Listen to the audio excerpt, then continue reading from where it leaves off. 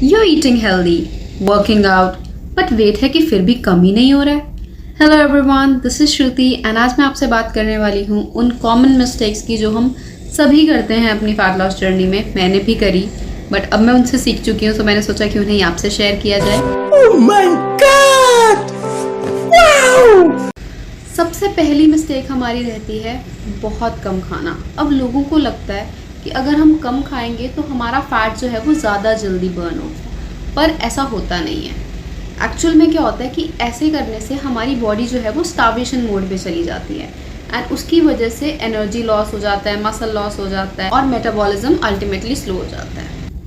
Mistake number 2, यार मैंने तो थोड़ा सा ही खाया फिर भी वेट कम नहीं हो रहा। ये हमारी सबसे कॉमन एक्सक्यूज़ है जो हम सब बोलते हैं, क्योंकि हम बिना ट्रैक किए खा रहे होते हैं। सो इसके कारण हम रियलाइज़ ही नहीं कर पाते कि हमें एक्चुअली में कितना खाना है एंड हमारी प्लेट में हमने जो पोर्शन रखा है वो कितना है, तो हम बेसिकली ओवर ईट कर जाते हैं। सो इसको अवॉइड करने के लिए हम कुछ फिटनेस ऐप्स यूज़ कर सकते हैं या फिर एक फूड जर्नल टाइप्स बना सकते हैं जिस पर आप ट्रैक कर रहे हो अपनी फूड को। ये कुछ टाइम के लिए करना है, उसके बाद आपका ब्रेन ऑटोमेटिकली अवेयर हो जाता है कि क्या करना है, क्या खाना चाहिए, क्या नहीं खाना चाहिए उसके लिए। अब बात करते हैं तीसरी गलती की जो हम करते हैं, वो है इंटायर फूड ग्रुप्स को ही अपने मील में से हटा देते हैं। जैसे कि कई बोलते हैं कार्ब्स मत खाओ, फैट अवॉइड करो, ये तो काफ़ी कॉमनली आपने सुना ही होगा, बट ऐसा करना नहीं है हमें। कई होते हैं जो सैलड्स पे चले जाते हैं सिर्फ, या कई कहते हैं हम थोड़े से राइस ही तो खा रहे हैं और कुछ नहीं खा रहे। बट हमारा कंसर्न है कि हमें बैलेंस्ड मील खानी है। सो उसमें कार्ब्स, फैट्स, प्रोटीन्स, फाइबर्स सब कुछ होना चाहिए। सो बेसिकली हर न्यूट्रिएंट का रोल है। कार्ब्स हमें एनर्जी के लिए चाहिए, फैट्स हमें हमारे हार्मोन्स के लिए चाहिए, प्रोटीन्स हमें हमारी बॉडी के रिपेयर के लिए चाहिए। अबे जल्दी बोल, कल सुबह पनवेल निकल। सो हर चीज़ खानी ज़रूरी है, इसीलिए आई सजेस्ट कि बैलेंस्ड मील लो। अपनी मील में थोड़े से कार्ब्स लो, थोड़ा फाइबर लो सैलेड की फॉर्म में, थोड़ा सा आप घी भी यूज़ कर सकते हो, वो भी आपकी बॉडी के लिए अच्छा है। एंड देन आप प्रोटीन के लिए टोफू ले सकते हो या फिर एग्स ले सकते हो अगर आप नॉन वेजिटेरियन हो, या चिकन ले सकते हो, या फिर आप पनीर भी ले सकते हो। So that can help you. तो मैं नेक्स्ट गलती की बात करने वाली हूँ, वो 90% ऑफ द लोगों को लगता है कि गलती है ही नहीं, क्योंकि वो इस पॉइंट की तरफ कभी ध्यान ही नहीं देते। उन्हें लगता ही नहीं है कि इसका कोई रोल है हमारी फैट लॉस जर्नी में, बट दैट इज सोना। सोना एक बहुत इंपॉर्टेंट हिस्सा रखता है हमारी फैट लॉस जर्नी में। तो अगर आप 4 से 5 घंटे की नींद ले रही हो तो आपका जो फैट लॉस प्रोसेस है वो स्लो हो जाता है। ऐसा होता क्यों है मैं वो बताती हूँ।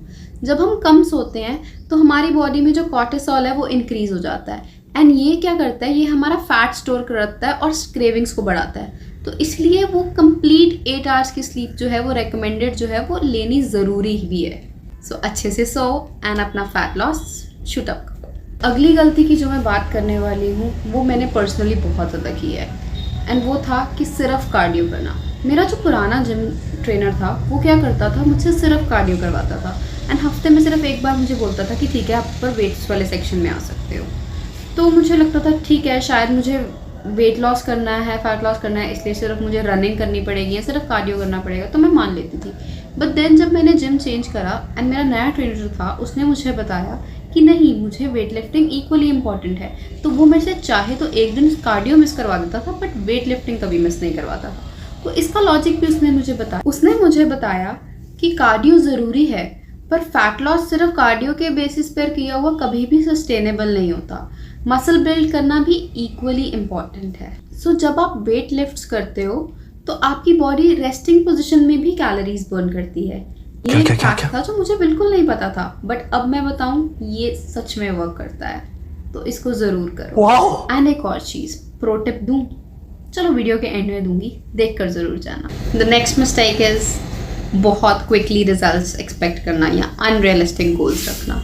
अब हम हर दिन वेइंग स्केल पे चढ़ते रहेंगे तो हमें लगता है यार हर दिन वेट कम होना चाहिए, बट ऐसा नहीं होता। काफ़ी सारे दिन बीच में ऐसे होंगे कि आपका वेट या तो आपको थोड़ा सा इंक्रीज दिखेगा या उतना ही स्टेबल दिखेगा। तो मैं कहूँगी कि वेइंग स्केल एक अच्छा मेजरमेंट नहीं है हर रोज़ अपना वेट देखने के लिए। सो आई वुड से कि फोकस करो एनर्जी पर, क्लोथ्स की फिटिंग पर, या फिर ओवरऑल बॉडी फील पे and not just on the number, तो आपको ज़्यादा अच्छी मोटिवेशन मिलेगी। अब अगली गलती जो है वो मुझे लगता है हर कोई तो नहीं बट काफ़ी लोग करते हैं एंड वो है कि वो सिर्फ अपनी खाने की कैलोरीज को देखते हैं, बट व्हाट अबाउट जो ड्रिंकिंग कैलोरीज वो ले रहे हैं, कोल्ड कॉफ़ी, स्मूदीज़, जूसेस, ये सब हिडन कैलोरीज से भरे हुए होते हैं। हमें लगता है कि हम हेल्दी ले रहे हैं, इतना मीठा नहीं होगा, बट इनमें भरपूर कैलोरीज होती हैं।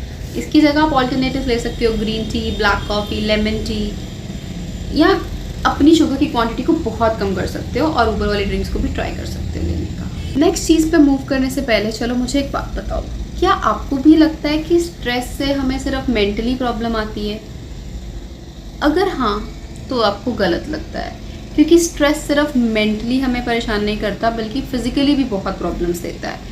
स्ट्रेस से होता क्या है कि हमारी बॉडी में जो स्ट्रेस हार्मोन है कॉर्टिसोल, वो इंक्रीज होता है, एंड कॉर्टिसोल फैट बढ़ाता है हमारी बेली पे और क्रेविंग्स को भी बढ़ाता है। तो हमारा मन करता है कि हम ना कुछ भी अनहेल्दी जो सामने आ रहा है उसको खा लें। कई लोगों को आपने सुना होगा कहते हुए कि यार टेंशन में तो मेरे को ज़्यादा भूख लगती है, मैं तो और ज़्यादा खा लेती हूँ, जो भी दिखता है मेरे को भूख लगती रहती है, मैं खाती रहती हूँ। तो यही उसके पीछे का रीज़न है।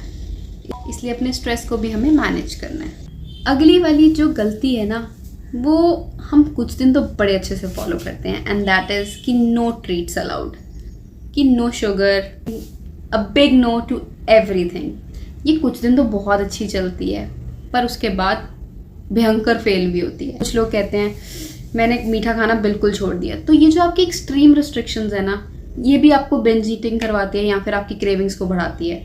तो आप हर चीज़ को एकदम नो मत बोलो, बट मैं कहूँगी हर चीज़ को थोड़ा थोड़ा खाना स्टार्ट करो।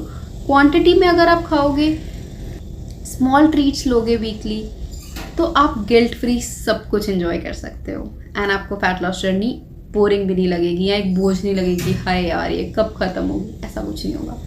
गिल्ट फ्री खाओ, मज़े से खाओ, क्वांटिटी देख के खाओ बस।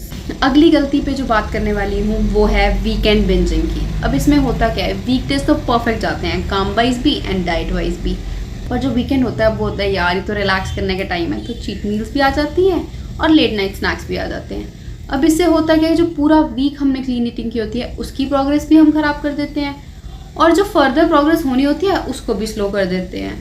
तो इसका सोल्यूशन भी ढूंढना पड़ेगा ना। तो ऐसा कर सकते हैं कि हम 80-20 का रूल फॉलो करते हैं। 80% क्लीन ईटिंग, 20% फ्लेक्सिबिलिटी रखेंगे, ताकि आप भी खुश एंड बॉडी भी खुश। लास्ट में मैं यही कहना चाहूँगी कि वेट लॉस या फैट लॉस एक मैराथन है, कोई स्प्रिंट नहीं। हम में से हर कोई इनमें से कुछ ना कुछ गलतियाँ करता ही है, बट उन गलतियों को अगर हम सुधार लें तो वही हमारा रियल सक्सेस है। जस्ट रिमेंबर वन थिंग, कि small consistent efforts are always greater than extreme one time efforts. So have a happy weight loss journey. Thank you for watching, and अगर आपको मेरा कंटेंट अच्छा लगा तो लाइक एंड शेयर ज़रूर कीजिए, and ऐसे ही और हेल्दी फिटनेस टिप्स के लिए मुझे फॉलो कीजिए। Till then, bye bye.